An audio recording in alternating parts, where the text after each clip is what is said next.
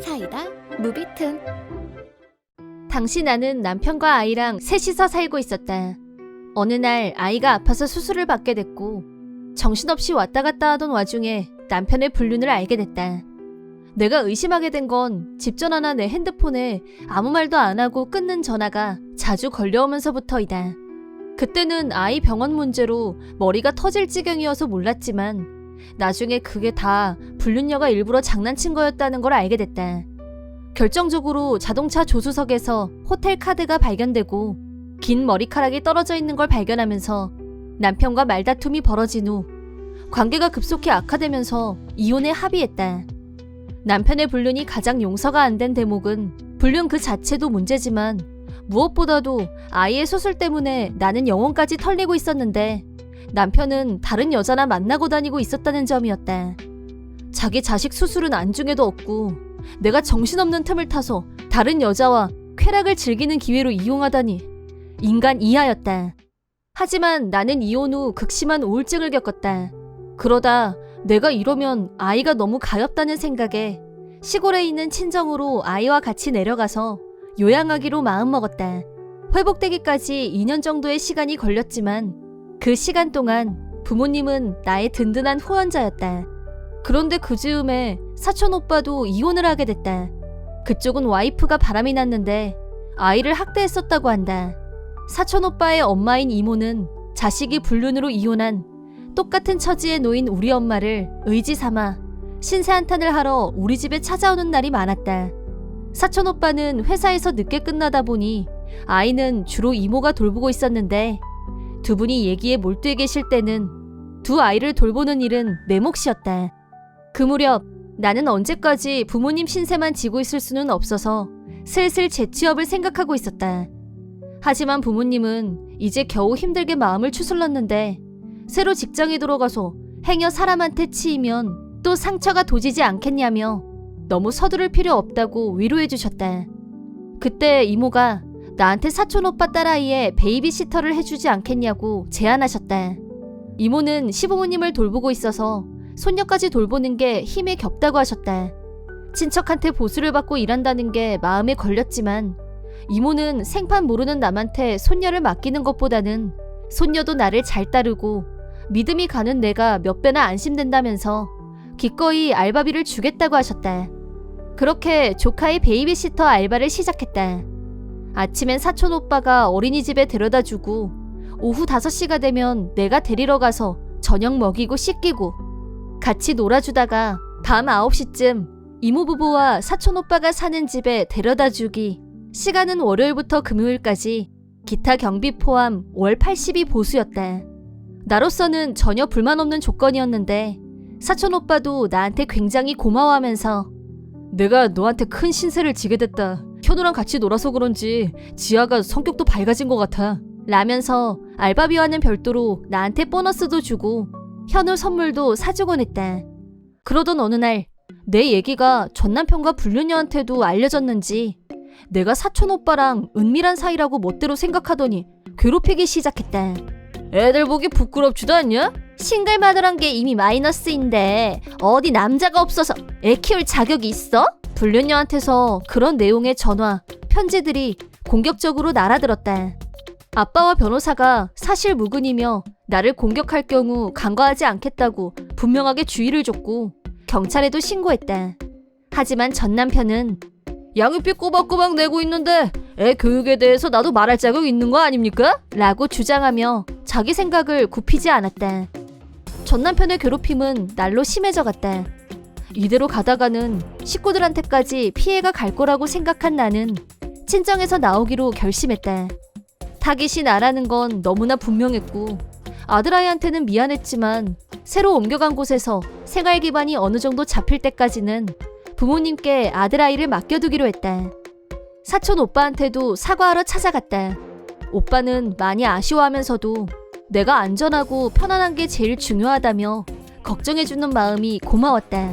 새로 옮겨간 곳은 나도 처음이었지만 전 남편과 전혀 연고가 없는 곳으로 일부러 골랐다.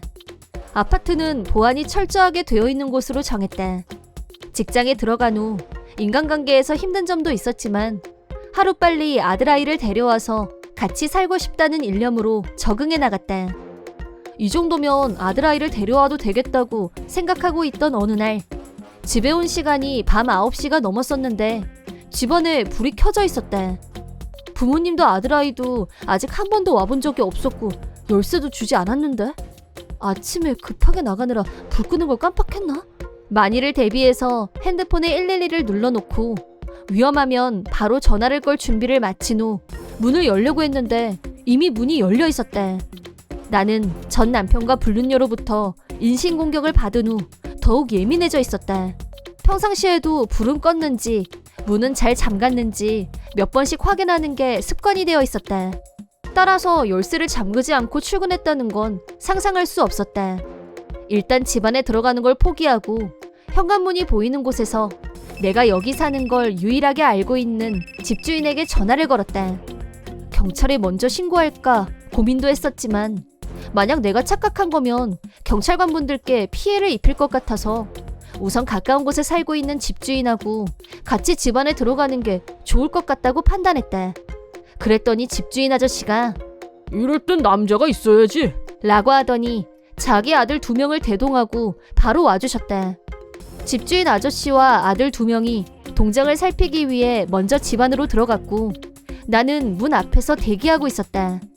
세 사람이 방으로 들어가자 침실 쪽에서 무슨 소리가 들리는 것 같아서 세 사람은 침실 앞에서 일단 멈춤, 소리에 주의를 기울였다. 그러자 침실에서 어떤 여자가 나오더니 세 사람을 향해서 누구냐고 물었다. 그 질문에 그러는 넌 누구냐고 묻자 여자는 급 당황하며 허둥지둥 빠져나가려고 했다. 하지만 그냥 도망치게 둘 사람들이 아니었다. 집주인 아저씨의 아들들은 자그마치 유도 유단자였는데 여자 하나를 눈앞에서 놓칠 리가. 그 여자가 누군지는 내가 바로 알아봤다. 설마 했는데 역시 불륜녀였다. 불륜녀는 집주인과 아들들에게 당신들 뭐야? 그 여자 어디 갔어? 라며 계속 소리를 질러댔지만 이미 경찰이 도착한 상태였다. 불륜녀가 내 방에서 경찰 손에 붙들려 끌려 나왔을 때 직접 부딪히지 않는 게 나중을 위해 좋을 거라면서 경찰이 나와 여자가 대면하지 않게 신중하게 대응해줬다. 그러고 나서는 집주인과 내가 집안 상태를 점검하고 경찰에 사정을 설명하고 나니 이미 한밤중이 되어 있었다. 가장 무서웠던 건 그 여자가 어떻게 여길 알아냈냐는 거였는데 거기에 대해서는 나중에 열리게 된 재판 과정에서 알게 됐다. 전 남편과 불륜녀가 공모해서 계획적으로 내가 사는 아파트에 불법 침입을 감행했고 주소는 부모님 집 우편물이나 쓰레기 봉투를 뒤져서 특정해냈다고 한다. 그날 전 남편이 같이 있지 않았던 건 남자가 집 주변을 얼쩡거리는 것보다는 여자가 움직이는 게 의심을 덜 받을 거라고 생각했기 때문이었다고 한다. 하지만 그것 때문에 여자만 현행범으로 경찰에 체포되자 혼자 뒤집어 쓰긴 억울하다고 생각한 불륜녀가 전 남편의 이름을 불었고 공범 2명이 나란히 체포되는 결과가 됐다. 하지만 무슨 목적으로 혼자 사는 여자 집에 들어갈 생각을 하게 됐는지 의문을 품게 된 경찰이 이유와 목적에 관해 묻자 내가 사촌 오빠랑 부적절한 관계이고 그 덕분에 엄청 사치스럽게 살고 있을 거란 생각을 했다는 거였다. 다른 게 아니라 돈이 목적? 두 사람은 불륜이 발각되면서 회사에서 따가운 시선을 받으며 고립됐고 해고를 당하자 경제적으로 궁지에 물렸다. 그러다 우연히 내가 애나 보면서 전업주부 비슷하게 사는데 돈이 많다는 소문을 들었고 적당히 괴롭혀서 정신을 빼놓은 후 집안에 몰래 들어와서 통장이랑 도장을 훔치기로 했다는 거였다. 처음부터 끝까지 맞는 얘기가 하나도 없어서 기가 막힐 뿐이었다. 그런데 이 사건이 신문에 실리면서 두 사람의 얼굴이 공개됐고 사회생활에 더욱 지장이 초래됐다. 결국 사회복귀 완전 불가, 전과까지 붙자 홈리스로 전락. 지금은 공원이나 지하철역을 전전한다는 소문을 들었다. 아이가 아파서 수술받고 있는데 불륜이나 하고 다니는 인간 쓰레기라는 건 알고 있었지만 하다 도둑질이라니. 나한테 최소한의 미안함조차 없었다는 걸 새삼 알게 됐다. 다행히 두 사람이 체포될 때 나랑 현장에서 마주치지 않았기 때문에 두 사람은 자기들이 집을 잘못 찾았다고 생각한 모양이었다. 덕분에 아들아이와 안심하고 같이 살 수 있게 됐다. 한편 걱정했던 사촌 오빠는 얼마 전 운명적인 만남을 갖게 됐고 재혼한 후 세 사람이 함께 새로운 인생을 시작했다고 한다. 인간 쓰레기 두 사람에게는 마땅히 내려질 벌도 내려졌고 나도 사촌 오빠도 비로소 평온한 일상을 되찾게 돼서 정말 다행이라고 생각한다. 이번 영상은 어떠셨나요? 재밌게 보셨다면 구독, 좋아요에 댓글까지 달아주시면 감사하겠습니다. 그럼 다음 영상에서 만나요.